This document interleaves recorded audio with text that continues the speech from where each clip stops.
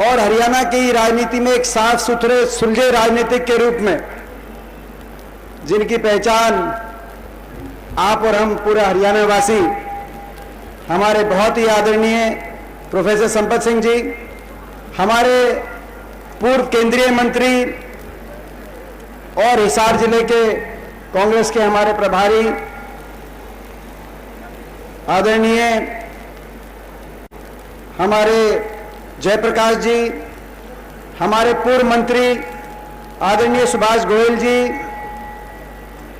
पूर्व विधायक पूर्व सीपीएस रामनिवास घोडेला जी, पूर्व विधायक कुलबीर बेनीवाल जी, पूर्व विधायक नरेश सेलवाल जी, पूर्व सीपीएस और पूर्व विधायक रामकिशन फौजी जी, पूर्व विधायक प्रोफेसर राम भगत शर्मा जी, आदरणीय प्रोफेसर वीरेंद्र सिंह जी, हमारे आज के कार्यक्रम के मुख्य आयोजक और मेरे साथी, संघर्ष के साथी भी, मेरे सहपाठी भी थे और तब से लेकर आज तक जिनको मैंने देखा है, जो स्कूल में जो हम साथ थे तो अलग अलग खेल होते थे और मेरे सहपाठी थे, मैं देखता था हमारे जैसे तो कुश्ती और बॉक्सिंग के होते थे, ये मैराथन के होते थे, लंबी रेस के। तो ये लंबी रेस के चल रहे हैं, तो जो खेल इन्होंने पकड़ा था उसी स्वभाव से, अच्छे स्वभाव से ये चलेंगे। तो मुझे उम्मीद है, पूरी आशा और मैं शुभकामनाएं देता हूं कि उसी रूप से आप बहुत लंबे समय तक ये संघर्ष लोगों के बीच में, लोगों के आशीर्वाद से आपका कायम रहेगा। मैं अपनी तरफ से बहुत बहुत आपको, अपने भाई गौरव को और आदरणीय प्रोफेसर संपत सिंह जी को आज के इस रिकॉर्ड तापमान में आयोजित ये हाथ से हाथ जोड़ो कार्यक्रम की इस अपार सफलता पर बहुत बहुत मैं शुभकामनाएं देता हूं, बहुत बहुत मैं बधाई देता हूं। हमारे आदरणीय जगदीश जिंदल जी जो हमारे पीसीसी के डेलीगेट हैं, हमारे संघर्षशील साथी और सावित्री आंटी जी का जो साथ निभाते हैं, हमारे भाई ललित शर्मा जी, हमारे नाम पहले लेना चाहिए था, भूल गया, ये लिखने में गलती आई, जो बहुत हमारे वरिष्ठ व्यापार मंडल के प्रदेश के अध्यक्ष और कांग्रेस के एक स्तंभ हमारे भाई भजन दास गर्ग जी, छत्रपाल सोनी जी, करण सिंह रानोलिया जी, भाई जसी पेटवाड़ जी, भाई हनुमान वर्मा जी, पूर्व डिप्टी मेयर भाई डीएन सैनी जी, आदरणीय वीर सिंह दलाल जी, तेजवीर पुनिया जी, सत्येंद्र सारण जी, हमारे भाई प्रदीप बेनीवाल जी, जय सिंह पाली जी, वेद रावल जी, दिलबाग हुड्डा जी, विजेंद्र हुड्डा जी, प्रेम मलिक जी, अमर गुप्ता जी, नरेंद्र गगरवाल जी, सतीश मित्तल जी, सत्यबाला मलिक जी, योगेश सियाग जी, ओम प्रकाश ढांडा जी, कालू पंडित जी, बाबूलाल शर्मा जी, भाई संदीप न्योली जी, स्नेहलता जी, संतोष जून जी, एडवोकेट कमल सरावत जी और सभी, हो सकता है किसी का नाम इसमें नहीं भी आया हो, आप लोग बहुत देर से बैठे हैं, सभी पिता तुल्य बुजुर्ग नौजवान साथी मातृशक्ति, आज रिकॉर्ड तापमान में और इतनी देर से आप लोग बैठे हैं और इस सभा का समय मैं समझता हूं 10 बजे का समय था, अब 2 बजे का टाइम हुआ है, तो इतना तो मैं एक दिवसीय धरना इसको कहूंगा इस सरकार के खिलाफ। और आज शुरू तो करी थी हमने, सभा तो आयोजित करी थी हाथ से हाथ जोड़ो, लेकिन जिस तरीके से एक तरफ हमारी बेटियों का अपमान हो रहा है, हमारे खिलाड़ियों का तिरस्कार किया जा रहा है दिल्ली में, और कल हमारे किसान भाइयों पर शाहबाद कुरुक्षेत्र में लाठीचार्ज और लाठी बरसाने का काम इस सरकार ने किया, तो आज ये सभा हाथ से हाथ जोड़ो ना होकर हमारे किसानों के, हमारी बेटियों के पक्ष में एक महापंचायत और एक दिवसीय धरने का रूप इसने लिया है। मैं आप सबको इस बात के लिए बधाई देता हूं। हम ऐसे समय में आजाद नगर के इस कम्युनिटी सेंटर में आप और हम एकत्रित हुए हैं, जब आखिरी साल में गाड़ी पहुंच गई। प्रजातंत्र में, संविधान में, हमारे देश के संविधान में 5 साल में चुनाव होते हैं। पहले 4 साल किसी भी सरकार की कार्यशैली को देखने के, परखने के, धरातल पे उनके परिणामों को समझने के, और आखिरी 1 साल में जनता मन बनाती है और मन बनाकर फिर बटन दबाती है और आने वाले समय के भविष्य का फैसला करती है। और ये सरकार जो हरियाणा के अंदर सरकार, इसको तो समझने परखने के लिए 4 साल ही नहीं 9 साल का समय आपने देखा है। 9 साल से भाजपा की सरकार, खट्टर दुष्यंत सरकार पिछले 4 साल से। हरियाणा को इस सरकार ने क्या दिया है, क्या लिया है, मुझसे ज्यादा आप जानते हो। जो हरियाणा 2014 से पहले देश में विकास के मामले में हर मापदंड में देश में पहली पंक्ति में खड़ा दिखाई देता था, प्रति व्यक्ति आय में नंबर 1 पे थे हरियाणा। 2014 से पहले प्रति व्यक्ति निवेश में हम नंबर 1 थे। खिलाड़ियों के मान सम्मान में हरियाणा की नीति की गूंज पूरी देश के कोने कोने में सुनाई देती थी। किसान की कल्याणकारी नीतियों और फैसलों में, चाहे वो 1600 करोड़ के बिजली के बिलों की माफी की बात रही हो, चाहे 2200 करोड़ के कोऑपरेटिव के कर्जे की माफी की बात रही हो, चाहे ब्याज कोऑपरेटिव के कर्जे पे ब्याज को 0% पे करने की बात रही हो, देश के कोने कोने में किसान के हकों के फैसले की पुकार जाती थी हरियाणा से। गरीब, चाहे वो गरीब की कल्याणकारी योजना हो, देश में सबसे आगे हरियाणा दिखाई देता था। चाहे वो गरीब को 100 गज के प्लॉट के फैसले की बात हो, जो हमारे समय में 3,95,000 परिवारों को मिले, चाहे वो इंदिरा गांधी प्रियदर्शनी योजना के माध्यम से 2.5 लाख गरीब परिवारों को मकान की किस्त देने की बात हो, चाहे वो 1ली से 12वीं क्लास तक, पूरे देश में एकमात्र प्रदेश हरियाणा जहां 1ली से 12वीं क्लास तक गरीब के बच्चे को स्कूल के अंदर वजीफा मिलता है। आज तक भी किसी और दूसरे प्रदेश में मुफ्त शिक्षा तो हो सकती है मगर वजीफा नहीं मिलता, मगर उस समय वजीफे का फैसला हुआ था, आपको याद होगा। चाहे वो पानी की पीने की टंकी टूटी की बात हो, चाहे वो राशन कार्ड पर अनाज के साथ तेल, चीनी और दाल की बात हो जो इस सरकार ने काम किया, और चाहे वो विकास दर की बात हो, यानी कि गांव से लेकर शहर तक, जो भी प्रोफेसर साहब जो सारे नलवा हल्के के और आजाद नगर के सारी काम गिनवा रहे थे, तो चाहे वो विकास दर की बात हो, विकास दर में भी देश में 2010 से 14 तक हरियाणा देश में नंबर 1 पे था। आपस में 10 साल भाईचारा, आपस में खुशहाली, 10 साल में किसी वर्ग को कोई धरना नहीं देना पड़ा, कोई सड़क पे नहीं आना पड़ा, ना किसी खिलाड़ी को सड़क पे आना पड़ा, ना किसी बेटी को, ना किसान को 1 साल तक आंदोलन करना पड़ा, ना कहीं सरकार को लाठीचार्ज करने की जरूरत पड़ी, ना कहीं सरकार गोली चलाने की जरूरत पड़ी। 10 साल तक खुशहाली की तरफ हरियाणा गया। लेकिन आज वही हरियाणा, लोगों ने सोचा अच्छे दिन के वायदे, भाजपा कुछ नया करके दिखाएगी, बीजेपी अच्छे दिन लाएगी, महंगाई को कम कराएगी, जो 400 रुपए पे सिलेंडर था उसको और सस्ता कराएगी, 50 रुपए पे जो डीजल था वो और सस्ता दिलवाएगी। लेकिन सत्ता में अब बीजेपी आ गई, खट्टर साहब को मौका मिला, लेकिन 9 साल में वही हरियाणा जो विकास में नंबर 1 था, आज विकास में तो 19वें पायदान पे, विकास दर में, ये हम नहीं कह रहे, नीति आयोग केंद्र का बता रहा है, और नंबर 1 अगर पहुंच गया तो आज बेरोजगारी में नंबर 1, बेरोजगारी में नंबर 1 का हरियाणा कोई मतलब नहीं, क्योंकि दिल्ली के 3 तरफ हम बसे हुए हैं। रोजगार देने में सबसे आगे हरियाणा होना चाहिए, लेकिन आज बेरोजगारी में नंबर 1, क्योंकि निवेश हुआ नहीं, ना कोई औद्योगिक क्षेत्र लगा, ना कहीं थर्मल का कारखाना लगाया, ना कोई इंडस्ट्रियल एरिया बसाया, ना प्राइवेट के अंदर रोजगार और ना ही सरकारी रोजगार। 2 लाख के करीब या तो पद रिक्त हैं या समाप्त कर दिए गए, जो कोई पद थे उनको कच्ची भर्ती में बदल दिए, कौशल निगम के आधार पे पक्की भर्ती होती थी। केंद्र में फौज की 5,500 फौज हर साल हरियाणा से भर्ती होकर जाते थे बच्चे, हर आजादी से लेकर और 2020 तक। आज वो भी पक्की भर्ती कच्ची बदल दी, कहीं अग्निपथ योजना, कहीं कौशल योजना, और एक आदि कोई लिस्ट। जब ये कोई पक्की भर्ती निकलती भी है तो एक के बाद एक घोटाले, कोई भर्ती घोटाला, कोई पेपर लीक घोटाला, एचपीएससी के दफ्तरों में 1.5-2 करोड़ रुपए की बरामदगी ऐसे अफसरों के पास जो मुख्यमंत्री जी ने जिनको खुद लगाने का काम किया। और अगर फिर भी कोई लिस्ट निकल जाती है तो उस लिस्ट में हरियाणा से ज्यादा बाहर के बच्चों की हरियाणा में नियुक्ति हो जाती है। ऐसी सरकार जो हरियाणा के बच्चों को हरियाणा में रोजगार देने के अधिकार को सुरक्षित ना कर पाए, उससे आप क्या। मैं अभी राहुल गांधी जी का कार्यक्रम था, अमेरिका में जाने का मुझे अवसर मिला, पिछले 3-4 दिन से अमेरिका में था। वहां बहुत से हरियाणा के बच्चे मिले और मेरे को ये बताया, वहां पे लोगों ने आकलन करके पिछले 1 साल में 15,000 बच्चे हरियाणा के, जो कि अलग अलग तरीकों से अमेरिका के अंदर पहुंचे। केवल अमेरिका की मैं बता रहा हूं।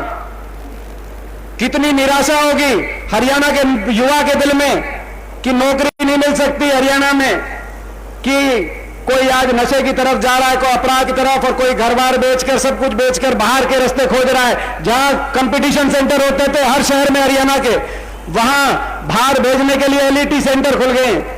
आज ये स्थिति है। मैं हरियाणा के नौजवान से कहना चाहता हूं, आप धैर्य रखिए।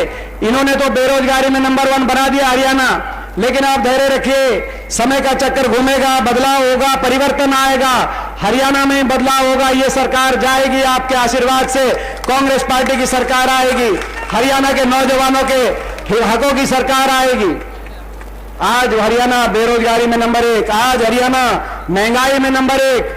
400 रुपए सिलेंडर होता था, नारा था महंगाई की बहुत हुई मार। अब की बार बीजेपी सरकार, आज सिलेंडर 400 से सस्ता हुआ है, महंगा मुझसे ज्यादा आप जानते हो। आज हरियाणा भ्रष्टाचार में देश में सबसे आगे पहुंच गया। सबसे कलंकित अगर किसी एक प्रदेश को होना पड़ रहा है भ्रष्टाचार के मामले में तो हरियाणा को, क्योंकि ऐसी सरकार बन गई। और खास तौर पे गठबंधन सरकार, ये बीजेपी और जेजेपी का जो गठबंधन है, इस गठबंधन ने हरियाणा को भ्रष्टाचार की गिरफ्त में लेके जाने का काम किया, क्योंकि भ्रष्टाचार के आधार पर गठबंधन बना। हरियाणा को लूटने की छूट का, हरियाणा को लूटने के लाइसेंस को लेकर जेजेपी ने बीजेपी को समर्थन दिया। यह ऐसा गठबंधन है, लोगों के भावनाओं से नहीं, लोगों से विश्वासघात करके गठबंधन बना है। इसकी गवाही अगर कोई दे रहा है तो हिसार लोकसभा क्षेत्र इसकी गवाही दे रहा है इस गठबंधन की, क्योंकि हिसार लोकसभा क्षेत्र में बीजेपी की मात्र 3 सीट आई, 6 सीट विपक्ष को मिली।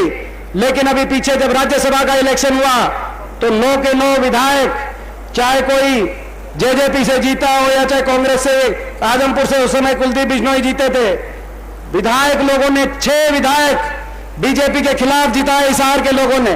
मगर सबने अपने सौदे कर लिए। किसी ने भ्रष्टाचार के मुकदमे दबाने के लिए सौदे कर लिए, तो किसी ने भ्रष्टाचार के आगे भ्रष्टाचार की लूट मचाने का समझौता कर लिया। सबने जाके समर्थन दे दिया खट्टर साहब को, बीजेपी को। दुष्यंत चौटाला से लेकर कुलदीप बिश्नोई तक। मैं पूछना चाहता हूं आपसे, इन्होंने तो समझौते कर लिए होंगे, मगर हिसार की जनता ने कोई समझौता नहीं किया। मैं पूछना चाहता हूं, हिसार की जनता इनके खिलाफ खड़ी थी 2019 में, फिर भी 3 सीट दे दी थी इनको। अगर अब चुनाव होगा तो 9 में से मुझे विश्वास है 9 की 9 सीट हिसार से बीजेपी के खिलाफ जाएंगे और कांग्रेस पार्टी के पक्ष में जाएंगे। जो विश्वासघात हुआ है इसका बदला लिया जाएगा। जेजेपी पार्टी, पिछली बार भी लोग बड़े दुखी थे बीजेपी से, 2014 से 19 तक खट्टर सरकार से बहुत दुखी थे, बदला चाहते थे, बदलाव चाहते थे। 2019 में जब चुनाव हुआ, नारा था बीजेपी का 75 पार, था कि नहीं था नारा 75 पार का? नारा था 75 पार। 2019 के पिछले इलेक्शन में टीवी दिखा रहा था 85 पार, लेकिन हरियाणा का मतदाता कुछ और चाह रहा था। नतीजा आया 40 पे सुई रुक गई, बराबर में कांग्रेस आगे खड़ी हो गई 31 सीट पे कांग्रेस। अगर लोगों को पता होता है इतना नजदीकी मामला है तो लपेट लेते लोग, यही बात है, लपेट लेते गए, लपेट लेते। बराबर आगे कांग्रेस खड़ी हो गई। 3900 वोटों का फर्क रह गया। 3900 वोट किसी बड़े छोटे गांव से भी 3900 वोट, आजाद नगर की वोट कई गुना है। 3900 वोटों का फर्क रह गया। 3900 वोट अगर हमारी ज्यादा आती तो कांग्रेस की 36 और बीजेपी की 35 सीट आती प्रदेश के अंदर, लेकिन बराबर का बीजेपी को मेजोरिटी नहीं मिली। 75 पार के नारे की हवा निकल गई, और जब हवा निकल गई तो एक पार्टी के हाथ में बात आ गई। 10 जिसके विधायक थे, जिस पार्टी का नारा था बीजेपी को करो जमुना पार, जमुना पार का नारा था कि नहीं था जेजेपी का? मैं ये भी पूछना चाहता हूं आपसे। कहता था जमुना पार, एक कहता था 75 पार, दूसरा कहता था जमुना पार। इलेक्शन होते ही दोनों बन गए जमा पक्के यार। बन गए कि नहीं बन गए पक्के यार? और हरियाणा में बना दी ऐसी भ्रष्ट सरकार, जनता करे हाहाकार। इलेक्शन का नतीजा आया, जेजेपी के उचाना से जीते दुष्यंत चौटाला, जाके उचाना में सवाल पूछा उनने क्या करना चाहिए। उन्होंने कहा लोगों से, लोगों ने कहा कि जमुना पार का नारा था, कुछ भी कर लेना, लेकिन बीजेपी को जाके समर्थन नहीं देना। लोगों ने वहां पे ये कहा, इलेक्शन कहा था कि नहीं कहा था? मैं आपसे पूछना चाहता हूं। टीवी ने दिखाया, पूरे उचाना ने खड़े होकर कहा। वहां से उचाना से चल के जींद में आए, जींद में प्रेस कॉन्फ्रेंस करी और कहा कि जो 5100 पेंशन देगा हम उसका समर्थन करेंगे। 31 विधायकों ने दिल्ली में हुड्डा साहब के साथ बैठ के हमने प्रेस कॉन्फ्रेंस करी कि कांग्रेस के घोषणा पत्र का पहला घोषणा पत्र की बिंदु पे लिखा हुआ 5100 पेंशन और तारीख लिखी हुई है 1 नवंबर 2019। आप हमारे साथ आओ, 5100 पेंशन आज से 4 साल पहले मिल जाती, 5100 पेंशन देंगे। लोगों ने बीजेपी के खिलाफ आपके 10 एमएलए जिताए हैं, लेकिन जींद में प्रेस कॉन्फ्रेंस जैसे उन्होंने करी, हमने प्रेस कॉन्फ्रेंस करी दिल्ली में। जींद से गाड़ी चली, रोहतक और बहादुरगढ़ तक तो गाड़ी रास्ते पे चल रही थी। दिल्ली के अंदर आते ही दिल्ली की टेढ़ी बेढ़ी सड़कों पे गाड़ी रोलती पोलती सलती घिसलती बीजेपी के बाढ़ने के आगे गाड़ी खड़ी हो गई, समर्थन डिक्लेयर कर गया। और समर्थन डिक्लेयर कर गृह केंद्रीय गृह मंत्री के घर बोला भाई 5100 पेंशन पे फैसला हो गया है। मैं पूछना चाहता हूं आपसे, उस बात के 4 साल के बाद पूछना चाहता हूं, अपने बड़े बुजुर्ग से पूछना चाहता हूं, अपनी बूढ़ी मां से पूछना चाहता हूं, वह थारी 5100 पेंशन आई है कि नहीं आई है? मैं सच्चाई सच्ची पूछना चाहता हूं। ये तो धोखा है। एक ऐसी पार्टी जिसने पहले अपने मतदाता के साथ विश्वासघात किया, फिर किसान आंदोलन में किसान के साथ विश्वासघात किया कि भाई ये 3 बिल वापस नहीं होंगे, फिर उसके बाद हमारे खिलाड़ी और बेटियों के साथ इस विश्वासघात किया जो जंतर मंतर पे बैठे, और बड़े बुजुर्गों के साथ विश्वासघात किया। कोई ऐसा वर्ग नहीं जिसने एक कानपुर के अंदर मेरी उत्तर प्रदेश में ड्यूटी लगी कांग्रेस पार्टी की तरफ से, वहां पर एक बहुत मशहूर एक लड्डू की दुकान है, उस लड्डू की दुकान पे लिखा हुआ है कि ऐसा कोई नहीं जिसको हमने ठगा नहीं, ऐसा कोई बचा नहीं जिसको हमने ठगा नहीं। भाई वो जो लड्डू की दुकान पे लिखा है वो इन पे भी लागू है। कोई ऐसा बचा नहीं जिनको इनने ठगा नहीं। ठीक बात है कि नहीं? ठीक बात। मगर ये ऐसे लोग फिर आएंगे, बीजेपी के इशारे पे बहुत आएंगे आपके बीच में। बीजेपी के इशारे पे जो आज भाजपा की विरोधी लहर हरियाणा में चल रही है, हुड्डा साहब के पक्ष में, कांग्रेस के पक्ष में लहर चल रही है, उनमें बंटवारे के लिए आपके बीच में कुछ लोगों को बीजेपी के इशारे पे आएंगे। मैं कहना चाहता हूं, इस बात का खंडन करके दिखाएं। मैं कहना चाहता हूं, जेजेपी ने तो फिर भी 6 घंटे लगा दिए बीजेपी को समर्थन देते देते, उचाना से लेकर दिल्ली तक। अगर इनेलो की आ जाती है सीट तो ये 6 घंटे जिनने लगा, इन्हें 6 मिनट नहीं लगते। मैं आपको ये बताना चाहता हूं, ये ऐसे लोग आपके बीच में आएंगे। आज आपको और हमको बहुत लड़ाई लड़नी है, क्योंकि देश में साजिशें हो रही हैं, षड्यंत्र रचे जा रहे हैं आपके हमारे खिलाफ। ऐसी सरकार ये काम ना भी करते, हरियाणा का भट्टा बिठा दिया, विकास की पटरी से उतार दिया, हरियाणा बेरोजगारी में नंबर 1। लेकिन अगर ये काम नहीं भी करते तो भी हम काम चला लेते। लेकिन इन्होंने तो आपका और हमारा मान सम्मान को, आपके हमारे मान सम्मान को मिट्टी में मिलाने का काम किया। ऐसी सरकार, आपके हमारे मान सम्मान को कुचलने वाली सरकार, कोई वर्ग ऐसा नहीं छोड़ा जिस वर्ग को अपने अधिकारों के लिए सड़क पे ना आना पड़ा हो, और उस वर्ग का अपमान इस सरकार ने ना किया हो। प्रजातंत्र में ऐसी तानाशाही सरकार, 1 साल तक किसान बैठा रहा आंदोलन में, किसान 1 साल तक अपनी मांग को लेकर आंदोलन में बैठा रहा कि सरकार की तरफ से उसका अपमान हुआ, तिरस्कार हुआ। 750 शव धरनों से वापस आए। किसी का बूढ़ा बाप था, किसी का बेटा था, किसी घर में छोटी छोटी बेटियां, एक एक घर में हुड्डा साहब ने हमें भेजा, एक एक घर में हम गए। कांग्रेस विधायक दल की तरफ से 2-2 लाख की आर्थिक मदद करके आए, मगर 750 किसानों के घरों के चिराग बुझ गए। लेकिन सरकार की तरफ से सहानुभूति के 2 शब्द नहीं निकले। कि ऐसी सरकार, मेरा सौभाग्य भी है और दुर्भाग्य भी है। मेरा सौभाग्य है कि मैं देश की संसद में आज प्रतिनिधि के रूप में राज्यसभा में एक सदस्य हूं, और पिछले 19 साल से सबसे बड़ी पंचायत का मैं सदस्य हूं। शायद मेरी उम्र में देश में इतना अवसर किसी को ना मिला हो। मैं अपने आप को बहुत सौभाग्यशाली मानता हूं। लेकिन मैं अपना दुर्भाग्य मानता हूं कि ऐसे समय में मैं देश की संसद में था जब किसान आंदोलन चल रहा था। मैं संसद के अंदर जाता था, हरियाणा के 15 सांसद हैं, 10 लोकसभा, 5 राज्यसभा, 15 में से 14 सांसद बीजेपी के। मैं अंदर जाता था और ये कहता था कि किसान की बात नहीं मानते तो कम से कम किसान को इंसान मानो, इस देश का नागरिक मानो। ये बैठे 5 किलोमीटर दूर संसद भवन के हमारे काका ताऊ हैं, हमारी काकी ताई बैठी हैं, ये अपना घर बार छोड़ के बैठे। इनको इन पे इतनी बेरहमी नहीं की जाए तो मजाक उड़ाया जाता था बीजेपी की तरफ से। सारे एमपी मिलकर ताने कसते थे, कोई देशद्रोही बताता था, कोई क्या क्या कहता था। क्या क्या सुना हो। 1 साल उस देश की संसद में मेरी आत्मा उस बात की गवाही देती है। मैं इसीलिए बता रहा हूं कि आज इस बात को नहीं भूल सकते, और भूल गए तो आने वाले समय में समय हमें भूल जाएगा। जो आपका तिरस्कार हुआ तब जब कर्मचारी निकले ओल्ड पेंशन स्कीम के लिए, उन पर लाठीचार्ज, कर्मचारियों का तिरस्कार। जब सरपंच निकले अपनी मांगों को लेकर, उन पर लाठीचार्ज, सरपंचों का तिरस्कार। जब हमारी बहनें आशा वर्कर आंगनवाड़ी जब निकली, इन पे तिरस्कार, उन पे लाठीचार्ज। करनाल के अंदर गांव का सफाई कर्मचारी, ग्रामीण चौकीदार, मनरेगा का वर्कर, जिसके मनरेगा का बजट खत्म कर दिया सरकार ने, जब ये पंचकुला गए, इनके ऊपर लाठीचार्ज गरीब आदमी पर। जब हमारी खिलाड़ी लगातार, जो खिलाड़ी हमारी बेटी, हमारी बहनें, वो खिलाड़ी बैठे जंतर मंतर पे, आज उनका जो तिरस्कार हुआ वो आपके सामने किस तरीके से महिला खिलाड़ियों का, ऐसे ऐसे खिलाड़ी जिन्होंने देश के हमारे गौरव, 7 खिलाड़ी, 7 महिलाएं, उन्होंने कंप्लेंट दी लेकिन एफआईआर तक नहीं हुई। सुप्रीम कोर्ट को कहना पड़ा कि एफआईआर करो, और पहली बार ऐसा है कि ऐसी एफआईआर पे कोई गिरफ्तारी नहीं हुई। पिछले इतने 6-5 महीने से हमारी बेटियां दर दर की ठोकरें खा रही हैं, कोई उसको कुछ कह रहा है, कोई कुछ कह रहा है। और अब मीडिया ट्रायल, ऐसा लग रहा है कि हर रोज मीडिया पे अलग अलग बातें लीक की जाती है, उन खिलाड़ियों से जवाब पूछा जाता है।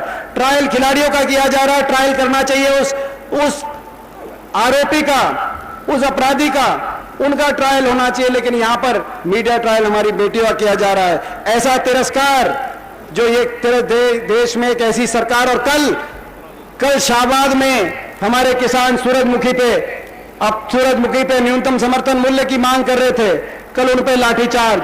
मैं आप सबसे पूछना चाहता हूं, ये जो सरकार, एक ऐसी सरकार जिसने हर वर्ग पे लाठियां बरसाई हो, हर वर्ग का अपमान किया हो, हर वर्ग के साथ अन्याय किया हो, आपके और हमारे मान सम्मान को जिस सरकार ने ठोकर मारने का काम किया हो, ऐसी सरकार से आने वाले समय में, ऐसी सरकार के खिलाफ संघर्ष और लड़ाई में मैं आप सबसे पूछना चाहता हूं कि आपका साथ और आपका पूरा आशीर्वाद मिलेगा तो एक बार हाथ खड़ा करके आप बताओ कि भाई लड़ाई में हम लड़े कि नहीं लड़े।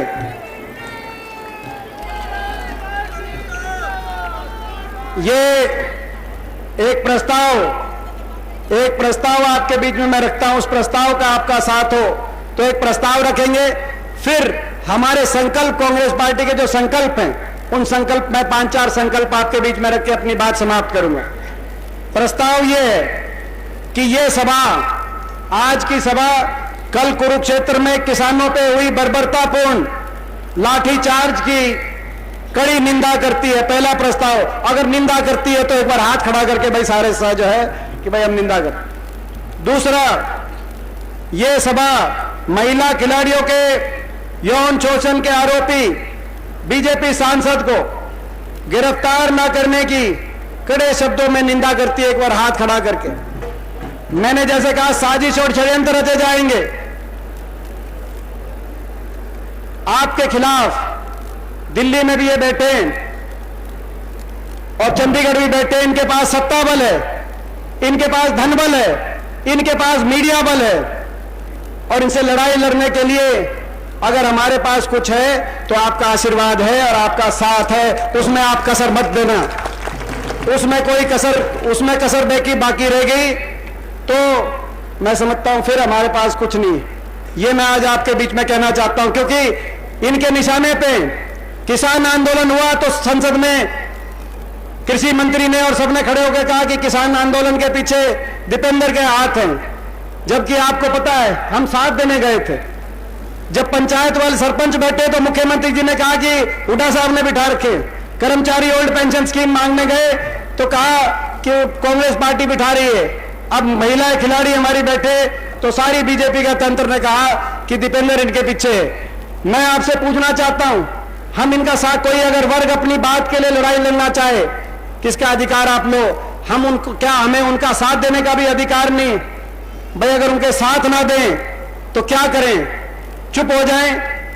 चुप हम हो नहीं सकते, इनके आगे झुक हम सकते नहीं। जेजेपी की जैसे इनसे समझौते हम कर नहीं सकते, और भाई लोगों की लड़ाई में रुक हम सकते नहीं। अगर इनको लगता है कि भाई ये भाई हमारा गुनाह है और ये इनका किसी भी वर्ग का साथ देना हमारा गुनाह है, तो हम वो गुनाह को कबूल करते हैं। हम अपनी बेटियों के भी साथ हैं, अपने किसानों के भी साथ हैं, अपने खिलाड़ियों के भी साथ, हर वर्ग की लड़ाई में। तो ये आज साजिश षड्यंत्र रचे जाएंगे, लेकिन आपको सारे साजिशों और षड्यंत्रों का सामना करना है। जहां जरूरत पड़ेगी वहां छाती हम अड़ा देंगे, मगर जो है पीठ पीछे कोई वार हो तो उस वार को पीठ पीछे वार करे, उसका ध्यान आपको रखना है। या बताओ ये काम मंजूर है कि नहीं मंजूर है? छाती हम अड़ा देंगे मगर पीठ पीछे किसी को वार मत करने देना। कोई साजिश षड्यंत्र रच के इस रूप में आए जो बीजेपी के इशारे पे कोई आए, उन लोगों का ध्यान आपको रखने का काम करना है। हमारे संकल्प है कांग्रेस पार्टी के, हाथ से हाथ जोड़ो के संकल्प, 5 संकल्प है। 5 संकल्प आपके बीच में रखता हूं। पहला, हाथ से हाथ जोड़ो हरियाणा के हर नागरिक को, दूसरे नागरिक को, छत्तीस बिरादरी के हर भाई को छत्तीस बिरादरी के दूसरे भाई से प्यार और प्रेम और भाईचारे से जोड़ो, हाथ से हाथ जोड़ो। पहला संकल्प। ये संकल्प ठीक है तो एक बार हाथ खड़ा कर, प्यार होना चाहिए कि नहीं आपस में? आपस में प्यार नहीं होगा, कहीं नहीं होगा। हाथ से हाथ जोड़ो।